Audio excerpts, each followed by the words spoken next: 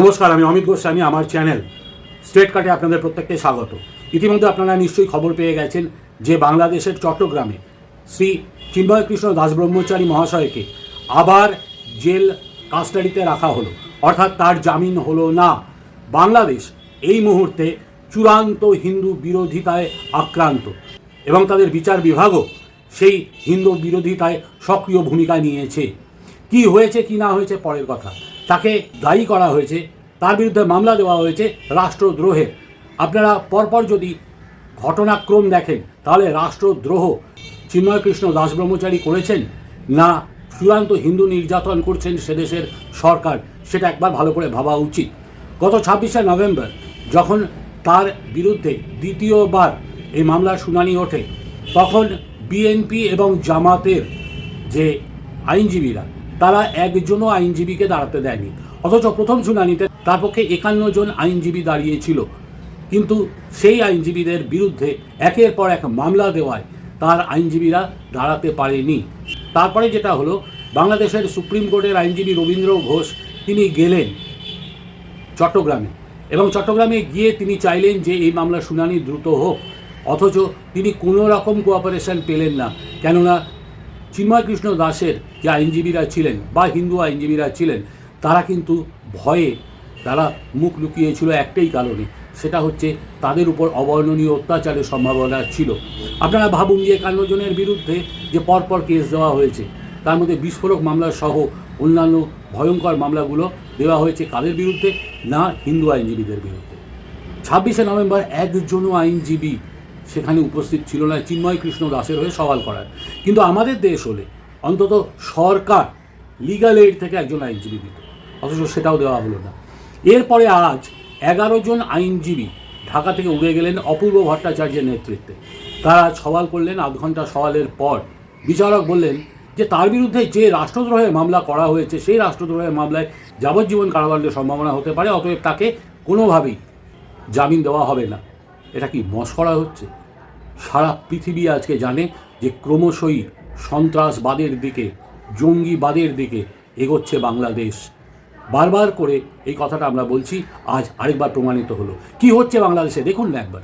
কোনো সময় যে কোনো একটা বিষয় নিয়ে, সারা বিশ্বের যে কোনো একটা বিষয় নিয়ে কোনো কিছু হলেই আক্রমণটা শুধু আসে আমাদের সনাতনীদের উপর। কেন? আমরা এখানে কিনা আমরা অবহেলিত? এদেশের নাগরিক না? এই দেশে আমাদের পূর্বপুরুষরা যুদ্ধ করে নাই? যুদ্ধ করে এই দেশটা স্বাধীন করে নাই? আমাদের প্রত্যেকটা জাতির, এই জাতির প্রত্যেকের রক্ত এই দেশে আছে। আমরা প্রথমে চাই আমাদের সুরক্ষা, প্রথমে আমাদের সুরক্ষা দরকার। আমাদের কাছে সব কিছুই আছে, আমাদের সুরক্ষাটা নেই। আমরা চাই সুরক্ষা। আমাদের তো কোনো চাওয়া পাওয়া নেই, আমাদের একটাই চাওয়া পাওয়া, আমরা অধিকার নিয়ে থাকতে চাই, আমরা শান্তি চাই, আমরা দেশের উন্নয়ন চাই, দেশটা এগিয়ে যাক। আমাদের দেশে এখানে বিশৃঙ্খল হবে, কোনো সরকার পরিবর্তন হবে, হিন্দুদের উপর নির্যাতন, হিন্দুদের অপরাধটা কি? কিছু 71 থেকে আজ 2024 পর্যন্ত 5ই আগস্ট পর্যন্ত সব সময় হিন্দুদের উপর অত্যাচার। কেন? হিন্দুরা কি 71-এর স্বাধীনতা করে নাই? বৈষম্য, আমরা কোনো বৈষম্য নিয়ে এই দেশে বাঁচতে চাই না। আমরা হিন্দু বাঙালি হয়ে বাঁচতে চাই। বাংলাদেশে একটা নতুন নিয়ম হয়েছে যে আমি যদি হিন্দু হই তাহলে আমি বিসিএসে চাকরি পাবো না, অর্থাৎ অ্যাডমিনিস্ট্রেটিভ সার্ভিসে আমার কোনো জায়গা নেই। 267 জনকে বাংলাদেশে কোয়ালিফাই করা সত্ত্বেও হিন্দু হওয়ার অপরাধে তাদের বাদ দেওয়া হয়েছে বিসিএস তালিকা থেকে। এই নতুন উৎপাতটা শুরু করেছে ইউনূস সরকার আসার পরে। প্রতি জায়গায় তারা হিন্দু নির্যাতন করছে, হিন্দুদের ঘর বাড়ি জ্বালিয়ে দিচ্ছে, হিন্দুদের উৎখাত করতে চাইছে তাদের ভূমি থেকে। অথচ বিসিএসে যখন কোয়ালিফাই করেছে যোগ্যতা দিয়ে, তাদের শিক্ষা দিয়ে এবং তাদের ব্যুৎপত্তি দিয়ে, তাদের আজ বাদ দেওয়া হচ্ছে। এই যে জঘন্য রকমের কার্যকলাপ চালাচ্ছে ইউনূস সরকার, এর বিরুদ্ধে কি প্রতিবাদ হওয়া উচিত না? কি হয়েছে আগে দেখুন। বাংলাদেশে বেছে বেছে টার্গেট করা হচ্ছে হিন্দুদের। হামলা, নির্যাতন, খুনের পর এবার আরো বড় কোপ, সরকারি চাকরি থেকে বাদ। হিন্দু হলেই বাংলাদেশে সরকারি চাকরির কোনো সুযোগ পাবে না তারা। নতুন বিজ্ঞপ্তি জারি হয়েছে সরকারের তরফে, আপনাদের জানাবো আরো বিস্তারিত। হিন্দু সহ সংখ্যালঘু হলেই বাংলাদেশের সরকারি চাকরিতে কোপ। 3 মাসের মধ্যেই বিজ্ঞপ্তি বদল হয়ে গেল। বেছে বেছে সনাতনীদের বাদ দেওয়া হচ্ছে। যে এই যে বিসিএস, সেই বিসিএস এর তোমার 43তম বিসিএস এর যে লিস্ট বেরিয়েছে তাতে প্রশাসন ক্যাডারে যে ২৬ জনকে বাদ দেওয়া হয়েছে আগের তালিকা থেকে বর্তমান তালিকায়, তার মধ্যে ১৩ জনই হচ্ছেন হিন্দু। পররাষ্ট্র ক্যাডার সেখানে ৫ জনের মধ্যে ২ জন হিন্দু। কাস্টমস ক্যাডার সেখানে ৩ জনের মধ্যে 1 জন হিন্দু। অন্যদিকে যেটা দেখা যাচ্ছে পুলিশ ক্যাডার সেখানে হচ্ছে ৮ জনের মধ্যে 2 জন হিন্দু। এছাড়া হচ্ছে ট্যাক্স সেখানে হচ্ছে 7 জনের মধ্যে 5 জন হিন্দু। সমবায় ক্যাডার 3 জনের মধ্যে 1 জন হিন্দু। রেলওয়ে ক্যাডার সেখানে হচ্ছে 1 জন বাদ পড়েছেন, সে হিন্দু ছিল। অন্যদিকে ফুড সেখানে হচ্ছে 3 জনের মধ্যে 2 জন হিন্দু। এটা হচ্ছে শুধু জেনারেল ক্যাডারের হিসেব, এইগুলোই তথ্যগুলো সামনে আসছে। ভারতীয় গণমাধ্যম যখন এই হিন্দু নির্যাতনের বিরুদ্ধে সোচ্চার, তখন বাংলাদেশের লোকেরা বারবার করে একটা কথাই বলছে যে ভারতের কোন ঠেকা পড়েছে বাংলাদেশ নিয়ে মাথা ঘামানোর।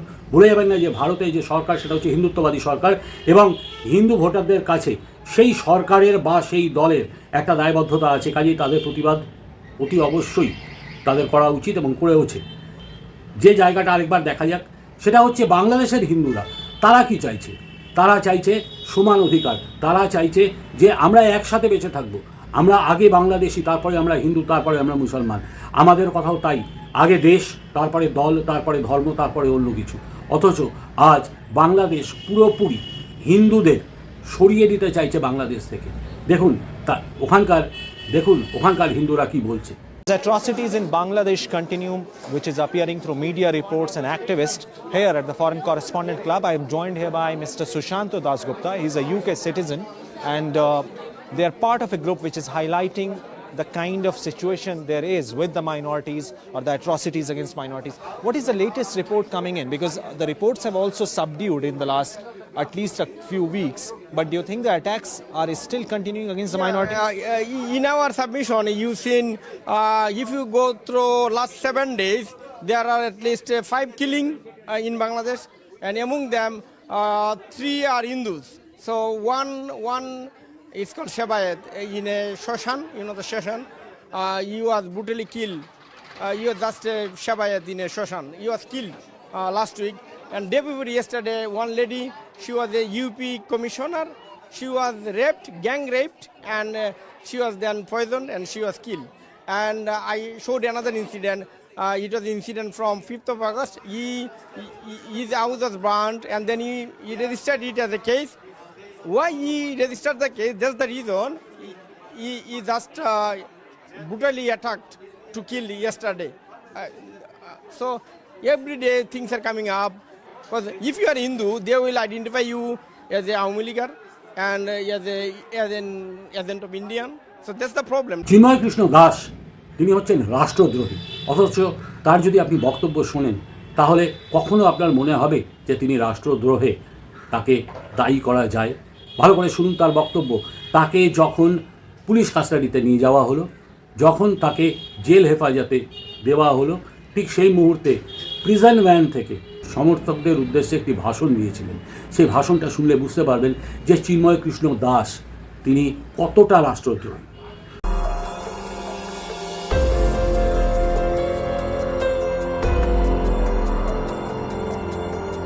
স্থিতিশীল হয় এবং শান্তিপূর্ণ সহাবস্থান নষ্ট হয়, আমরা এরকম কিছু করব না। আবেগকে সংযত করে, আবেগকে শক্তিতে পরিণত করে শান্তিপূর্ণ আন্দোলন করবেন। এবং আমাদের 8 দফা দাবি মৌলিক দাবি, এটা অযৌক্তিক দাবি নয়। এটা পরিপূরণ না হওয়া পর্যন্ত আপনারা আন্দোলন চালাবেন, কিন্তু দয়া করে রাষ্ট্রের স্থিতিশীলতা এবং পরস্পরের সৌহার্দ্যপূর্ণ অবস্থান এটাকে গুরুত্ব প্রদান করবেন। এটা আমি আপনাদের সবার কাছে আশা করছি। দেখুন, খুব পরিষ্কার বলছি, সেটা হচ্ছে বাংলাদেশ ক্রমশই এগোচ্ছে সন্ত্রাসবাদের দিকে, বাংলাদেশ ক্রমশ এগোচ্ছে জঙ্গিবাদের দিকে। এবং আজকে বাংলাদেশের মসনদে যারা বসে আছেন তারা হচ্ছেন ইসলামী মৌলবাদী। এই ইসলামী মৌলবাদীদের অত্যাচারে আজ হিন্দুরা সত্যি কথা বলতে কি প্রচণ্ড রকমের কষ্টে আছে। এবং তার বিরুদ্ধে কোনো যদি কথা বলা হয় তখনই বলা হবে সাম্প্রদায়িক, তখনই বলা হবে যে না সেকুলারিজম নেই, সংখ্যালঘুদের পক্ষে আমরা সবসময়। আজ ভারতের সংখ্যালঘুরা অত্যন্ত ভালোভাবে আছে, এটা সংখ্যালঘুরাই স্বীকার করে, আমরা নই। অথচ কি হচ্ছে বাংলাদেশে আর কেন হচ্ছে? সবচেয়ে বড় কথা, এই কেন হচ্ছে ব্যাপারটা কিন্তু আমি বহুদিন আগেই টের পেয়েছিলাম। বিশেষত ঢাকা বিশ্ববিদ্যালয়ে একবার আমি গিয়েছিলাম একটি সেমিনারে। সেটা হচ্ছে দেশভাগ নিয়ে। সেই সেমিনারে আবুল বরকত অধ্যাপক, তার সাথে আমার দেখা হয়েছিল। খুব কথায় কথায় খুব ক্যাজুয়ালি বলেছিলাম, কী করে সামলাবেন এই রোহিঙ্গাদের আগমন? বলো কেন, অসুবিধে কোথায়? আপনি মিলিয়ে নেবেন যে ভবিষ্যতে হিন্দুদের তাড়িয়ে রোহিঙ্গাদের পুনর্বাসন করা হবে বাংলাদেশে, কেননা রোহিঙ্গারা ধর্মী মুসলমান। খুব খারাপ লেগেছিল শুনে, এবং ভদ্রলোকের এই কথাটা তখন আমি হজম করতে পারিনি। কিন্তু আজ এই কথাটাই সত্যি হচ্ছে। কেন হচ্ছে? কেন হিন্দু নির্যাতন? হিন্দু নির্যাতনের পেছনে মূল কারণ যেটা দাঁড়িয়েছে সেটা হচ্ছে হিন্দুদের তারাও রোহিঙ্গাদের ওখানে পুনর্বাসন দাও। কেন রোহিঙ্গাদের পুনর্বাসন দেবেন?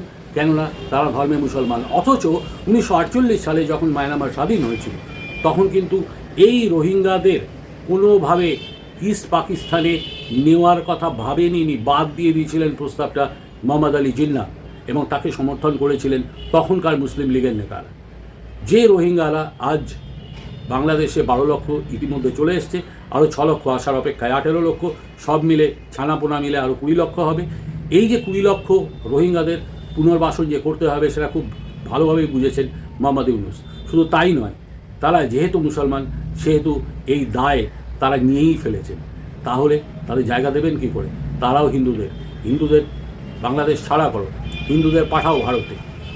সেটা করে আজ বাংলাদেশ নিজেদের কবর নিজেরা খুঁড়ছে। বাংলাদেশ এগোচ্ছে জঙ্গিবাদের দিকে, এবং এই জঙ্গিবাদের খেসারত বাংলাদেশকে অনেক বড় করে দিতে হবে। এটা আপনারা মিলিয়ে রাখবেন। নমস্কার। শুধু একটাই কথা বলি, প্রতিবাদে গর্জে উঠুন। এই হিন্দু নির্যাতনের বিরুদ্ধে অন্তত আপনাদের একটি সোশ্যাল মিডিয়ায় পোস্ট কিন্তু অনেক বেশি শক্তি যোগায় সেখানকার আন্দোলনরত, সেখানকার লড়াই করা হিন্দুদের। এইটুকুই আপনাদের কাছে বলার। নমস্কার।